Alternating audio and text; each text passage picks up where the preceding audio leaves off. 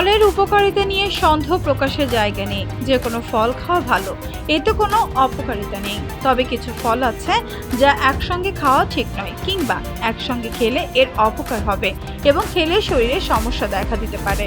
সব কিছুরই মাত্রা আছে, আছে ভালো দিক আবার খারাপ দিক। ফল খেলে এমনিতে কোনো অপকারিতা নেই, তবে কিছু ফল একসঙ্গে খাওয়া ঠিক নয়। জেনে নিন যেসব ফল আমাদের একসঙ্গে খাওয়া ঠিক নয়। আঙুর এমনিতে শরীরের জন্য খুবই উপকারী, তবে বেশি খেলে অম্বল হয়ে যাওয়ার আশঙ্কা থাকে। এই সমস্যা আরো বড় আকারে দেখা দিতে পারে যদি আঙুরের সঙ্গে খেজুর খান। আঙুর ও খেজুর একসঙ্গে খাওয়া ঠিক নয়। পেয়ারাতে অ্যাসিড জাতীয় উপাদান থাকে, অন্যদিকে কলাতে শর্করার ভাগ বেশি। শর্করা আর অ্যাসিড যদি একসঙ্গে জোট বাঁধে, সেক্ষেত্রে গ্যাস, অম্বল, বদহজম, মাথা ঘোরা, এমনকি ক্লান্তির মতো শারীরিক অসুস্থতা দেখা দিতে পারে।